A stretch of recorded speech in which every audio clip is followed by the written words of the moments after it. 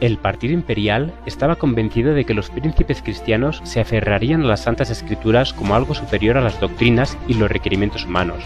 Sabía que donde se aceptase ese principio, finalmente el papado sería derrotado, pero se lisonjeó de que la causa del emperador y del papa quedaba firme, y muy débil la de los reformadores. Suscríbete a nuestro canal de YouTube. No olvides darle a la campanita para recibir una notificación para cuando subamos el próximo video.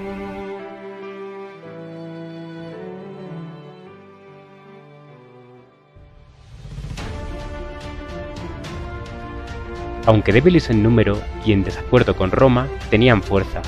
Como Fernando se negara a tener en cuenta las concienzudas convicciones de los príncipes, estos decidieron no hacer caso de su ausencia, sino presentar sin demora su protesta ante el Concilio Nacional. En consecuencia, se formuló y presentó a la Tieta la siguiente solemne declaración: por medio de este manifiesto prestamos ante Dios, nuestro único Creador, Preservador, Redentor y Salvador, y quien un día será nuestro juez, como también ante todos los hombres y todas las criaturas, que nosotros, en nuestro nombre y por nuestro pueblo, de ninguna manera daremos consentimiento ni nuestra adhesión al propuesto decreto en todo aquello que sea contrario a Dios. No podemos admitir cuando el Dios Todopoderoso llame a un hombre a su conocimiento. A ese hombre no se le permita recibir el conocimiento de Dios. No hay doctrina segura sino la que se conforma con la palabra de Dios. Este santo libro, en todo cuanto es necesario para el cristiano, es fácil de entender y apropiado para disipar las tinieblas. Hemos resuelto, por la gracia divina, mantener la predicación pura y exclusiva de la palabra de Dios sola, tal como la contienen los libros bíblicos del Antiguo y Nuevo Testamento, sin agregar nada que sea contrario a ella.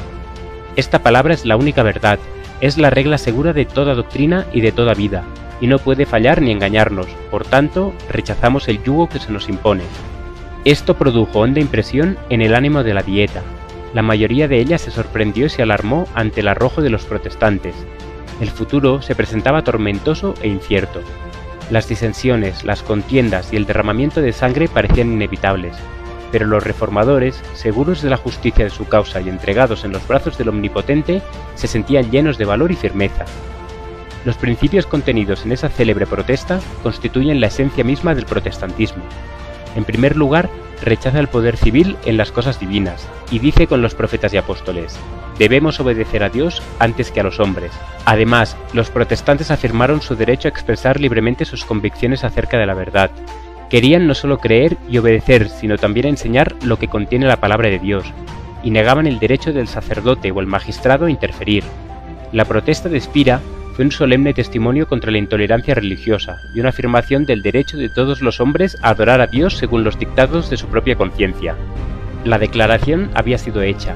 Toda la Alemania evangélica hizo suya la protesta como la expresión de su fe. La experiencia de estos nobles reformadores encierra una lección para todas las épocas venideras. No ha cambiado nada el modo en que Satanás trabaja contra Dios y su palabra. Se opone hoy, tanto como en el siglo XVI, a que las Escrituras sean reconocidas como guía de la vida. En la actualidad hay un amplio alejamiento de sus doctrinas y preceptos, y se hace muy necesario retornar al gran principio protestante, la Biblia y únicamente la Biblia como regla de fe y deber. El poder anticristiano que los protestantes de Spira rechazaron, hoy procura, con redoblado esfuerzo, restablecer su perdida supremacía. La reforma debía alcanzar mayor preeminencia ante los poderosos de la tierra. El rey Fernando se había negado a oír a los príncipes evangélicos, pero estos iban a tener una oportunidad de presentar su causa ante el emperador y ante la asamblea de los dignatarios del Estado y la Iglesia.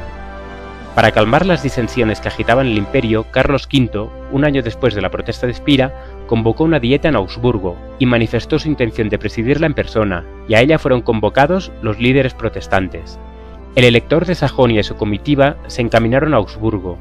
Todos conocían el peligro que los amenazaba, y muchos seguían adelante con semblante triste y corazón turbado. Pero Lutero, que acompañara hasta Coburgo, reanimó su débil fe al cantar el himno escrito en el curso de ese viaje: Castillo fuerte es nuestro Dios. Entonces, muchos corazones apesadumbrados sintieron alivio al oír las inspiradas estrofas. Los príncipes reformadores habían resuelto redactar una exposición sistemática de sus opiniones, con evidencias de las Escrituras y presentada a la Dieta. Esta confesión fue aceptada por los protestantes como una descripción de su fe, y luego se reunieron para agregar sus nombres a tan importante documento. Llegó el momento señalado para comparecer ante el emperador. Carlos V, sentado en su trono, rodeado de los electores y los príncipes, dio audiencia a los reformadores protestantes. Se dio lectura a la confesión de fe de estos. Ante augusta asamblea fueron presentadas con toda claridad las verdades del Evangelio y señalados los errores de la Iglesia papal. Con razón fue llamado ese día el día más grande de la Reforma y uno de los más gloriosos en la historia del cristianismo y de la humanidad. Hacía apenas unos pocos años que el monje de Wittenberg se presentara solo en Worms ante el Concilio Nacional. Ahora, en vez de él, se veía a los más nobles y poderosos príncipes en Augsburgo, pero estaba presente por medio de sus palabras y oraciones. Así se cumplió lo que dicen las Escrituras: hablaré de tus testimonios delante de los reyes. Lo que había sido estimado indigno de ser escuchado por los sirvientes era escuchado con admiración por los amos y señores del imperio. El auditorio se componía de reyes y de nobles. Los predicadores eran príncipes coronados y el sermón era la verdad real de Dios. Desde los tiempos apostólicos no hubo obra tan grandiosa ni tan inmejorable confesión. Un obispo papista declaró: todo lo que los luteranos han dicho es correcto, no lo podemos negar. Otro obispo preguntó al Dr. Eck: ¿puede refutar con buenas razones la confesión hecha por el lector y sus aliados? Respondió: con los escritos de los apóstoles y profetas, no, pero con los escritos de los padres y de los concilios sí. El que hacía la pregunta repuso: entiendo, según tu opinión, los luteranos se basan en las Escrituras, en tanto que nosotros estamos fuera de ellas. Algunos príncipes de Alemania fueron convertidos a la fe reformada, y el mismo emperador declaró que los artículos protestantes contenían la verdad. La confesión fue traducida a muchos idiomas y circuló por toda Europa. Los fieles siervos de Dios no trabajaban solos. Mientras los principados y las potestades de los espíritus malignos se coligaron contra ellos, el Señor no desamparó a su pueblo. Si sus ojos hubiesen sido abiertos, habrían visto una tan clara evidencia de la presencia y el auxilio divinos como la concedida a los profetas de la antigüedad. Cuando el siervo de Eliseo mostró a su amo el ejército hostil que los rodeaba sin dejarles escapatoria, el profeta oró: te ruego, oh Jehová, que abra sus ojos para que vean. Y he aquí el monte estaba lleno de carros y caballos de fuego. El ejército celestial estaba apostado para proteger al varón de Dios. Del mismo modo, había ángeles que cuidaban a quienes trabajaban en la causa de la reforma. Uno de los principios que Lutero sostenía con más firmeza era que no se debía acudir al poder secular para apoyar la reforma, ni recurrir a las armas para defenderla. Se alegraba que los príncipes del Evangelio confesaran el Evangelio, pero cuando esos mismos príncipes intentaron unirse a una larga defensiva, declaró que la doctrina del Evangelio debía ser defendida por Dios solo. Cuando menos interviniesen los hombres en la obra, más notable sería la intervención de Dios en su favor. En otra ocasión, con fecha posterior, refiriéndose a la liga que trataban de organizar los príncipes reformados, Lutero declaró que la única arma empleada en esta guerra debía ser la espada del Espíritu, y escribía al elector de Sajonia: no podemos con justicia aprobar la alianza propuesta. Antes bien, debiéramos preferir morir 10 veces antes de ver que nuestro evangelio sea la causa del derramamiento de una gota de sangre. Nuestra parte es ser como ovejas del matadero. La cruz de Cristo hay que llevarla. No tema a su Alteza. Más podemos nosotros con nuestras oraciones que todos nuestros enemigos con sus jactancias. Más que nada, evite que sus manos se manchen con la sangre de sus hermanos. Si el emperador exige que seamos llevados a sus tribunales, estamos listos para comparecer. Usted no puede defender nuestra fe, cada cual deberá creer a costa de su propio riesgo y peligro. Durante la agitación en Augsburgo, Lutero no dejó pasar un día sin dedicar por lo menos 3 horas a la oración, y ese tiempo lo sacaba de las horas más propicias para el estudio. Decía: sé que tú eres nuestro Padre y nuestro Dios, y que tú has de dispersar a los que persiguen a tus hijos, porque tú estás inmerso en el mismo peligro que nosotros. Todo este asunto es tuyo, y que hayamos puesto manos en él es solo porque tú nos constreñiste. Defiéndenos, pues, oh Padre. A Melanchthon, que se hallaba agobiado bajo el peso de la ansiedad y el temor, Lutero le escribió: gracia y paz en Cristo. Digo en Cristo y no en el mundo. Amén.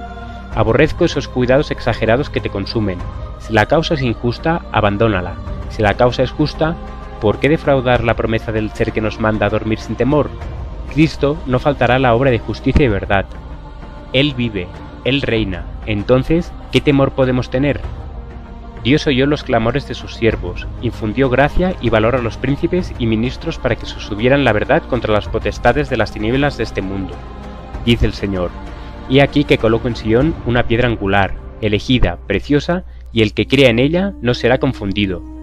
Los reformadores protestantes habían edificado sobre Cristo, y las puertas del infierno no podían prevalecer contra ellos. Este ministerio se mantiene gracias a tus aportes. Si quieres contribuir, ve a laverdadilustrada.com o a la descripción de este vídeo.